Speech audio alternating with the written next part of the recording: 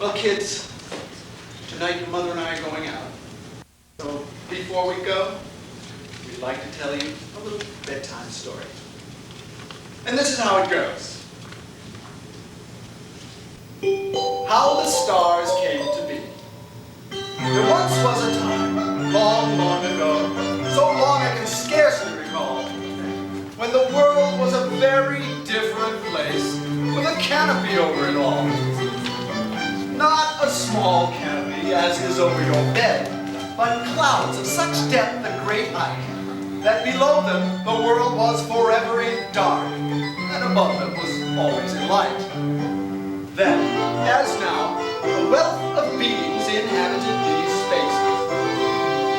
Down below were the creatures who lived in the dark, who never felt sunlight or wind on their faces. The spirits of wind lived on top of the clouds, where sunlight was constantly beating. Their attitudes mostly were angry and loud, a result of too much overheating. Creatures with large eyes living in shadow, straining in vain to see through the gloom. Wind spirits squinting in permanent brightness. The headaches were many, you may well assume. Both of these groups went on, never suspecting that under their carpet or over their ceiling were found, as there were in their places respectively, folks with ambitions and problems and feelings. And things would have gone along like this forever. But above the clouds, one day, oh, in some whirlwind, Princess Sapphire wandered wafting where she will. She whisked away and whistling, she swirled across the sky. She whipped along, she whirled and wandered a while. Whoever wanted whatever was underneath those clouds, to be touched by winter swims. And then she said aloud, whatever waits where wind will blow, we'll never know. And so I'll blow around and I will whip the clouds around a bit and twirl around and pop the clouds will make us down. My cotton I will look below. Then I'll know what lies below where wind won't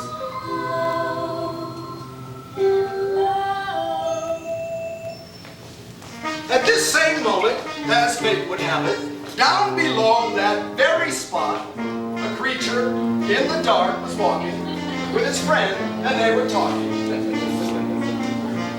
I'm cold. Said one, I'm not. said the other. All we have is freezing weather. You should learn to fluff your feathers. I can't. Said one, Why not? said the other. When out of the sky stabbed the shaft of light. My eyes, my feet, they're sun dark on me.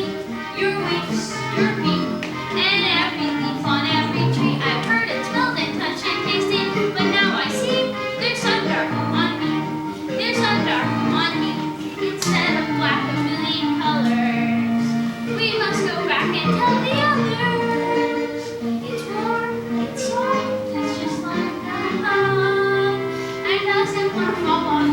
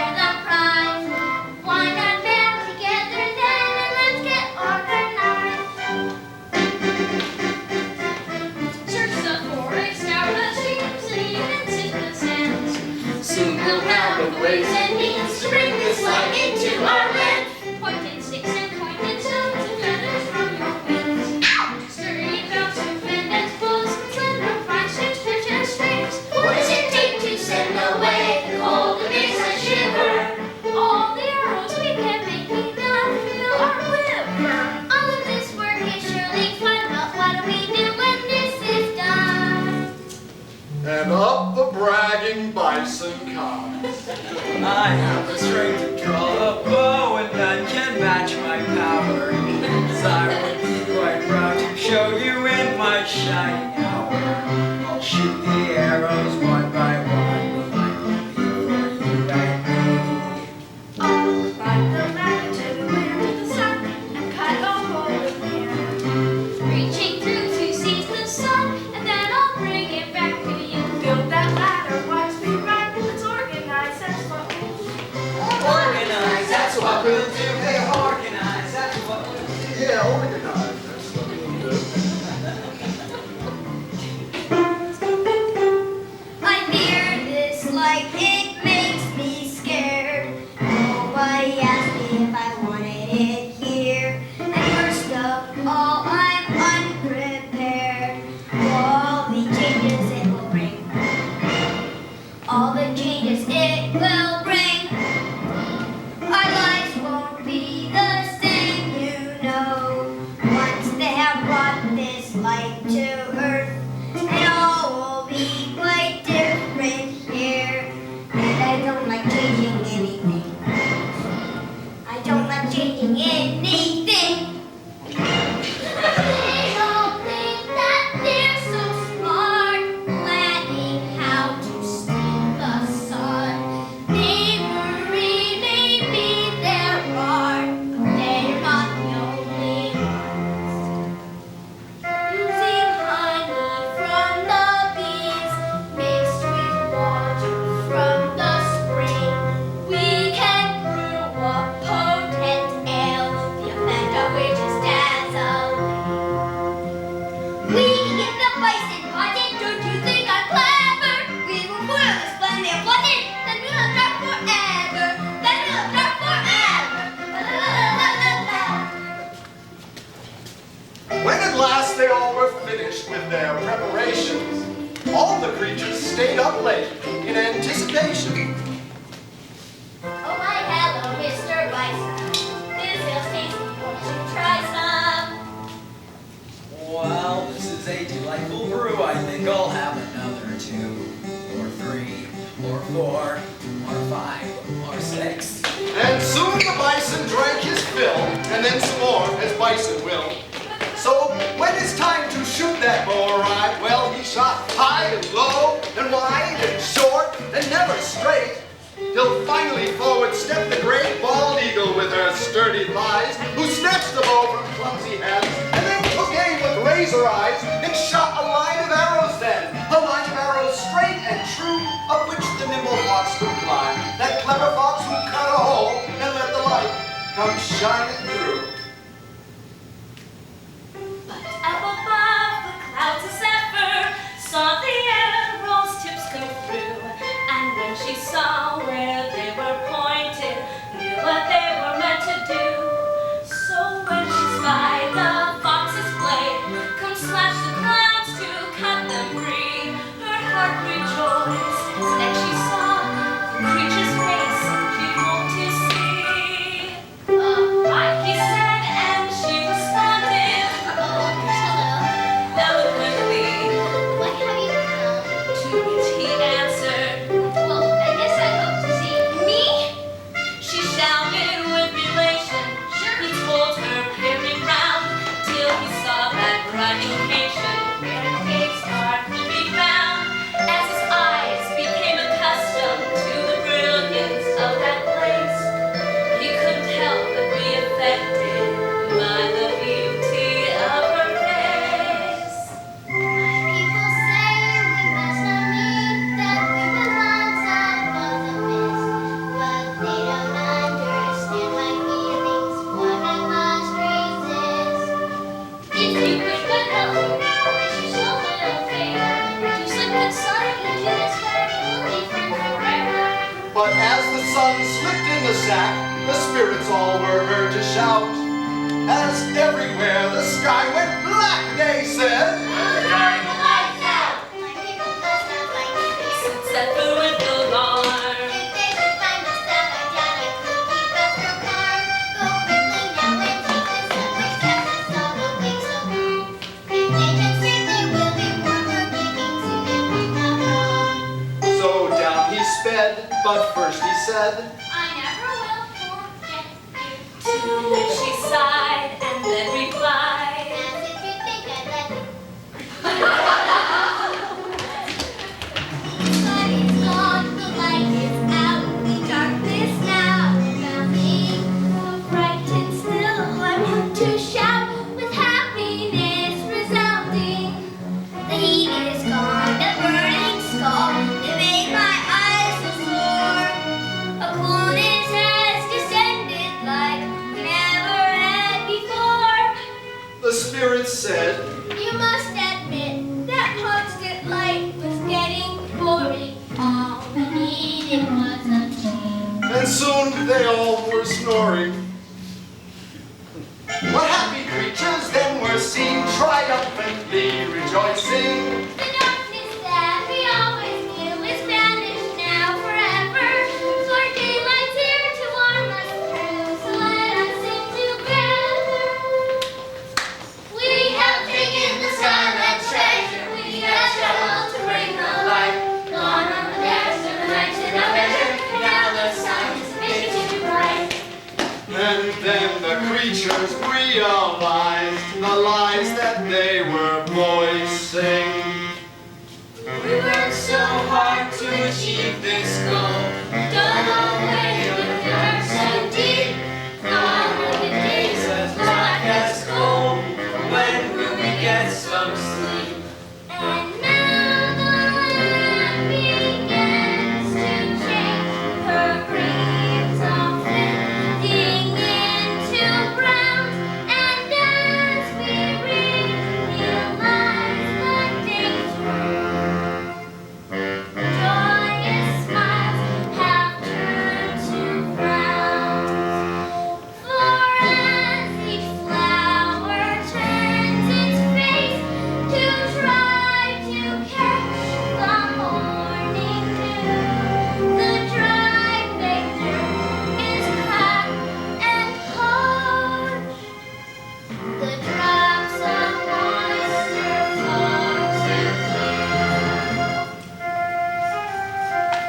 as much as I wanted to banish the darkness, I see that we've acted impetuously.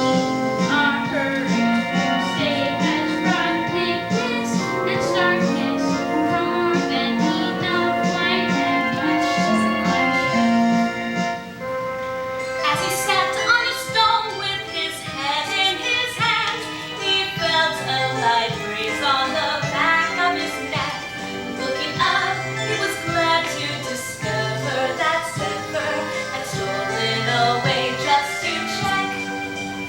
Before he had a chance to tell her how the sun had changed the land, From the sky appeared the spirits of the wind to reprimand. At last the mystery is solved that we found so bewilderedly. I'm shocked to discover that Zephyr's involved. No, how could you do such a thing?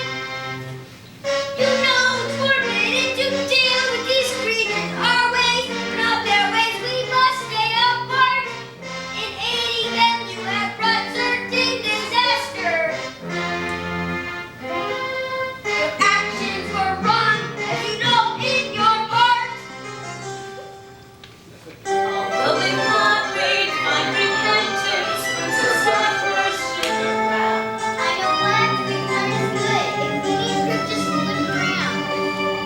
As she stooped to see the faces of the creatures gathered there, rather than cheerfulness or adulation, their looks contained misery, sadness, and fear. At first she was puzzled, the creatures weren't happy. After the risk that she took for their sake, then she remembered the changes her people had needed and suddenly saw her mistake. We've been so selfish, it's almost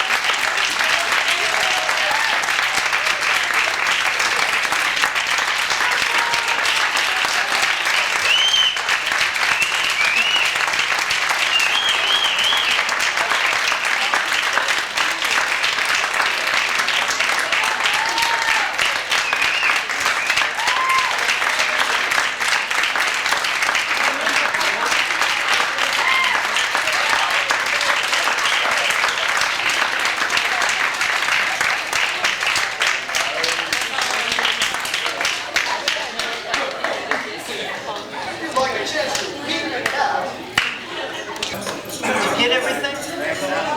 Oh, that should have been rolling. They had that edited by noon, huh? I couldn't see anything. I just figured because it was dark, you know.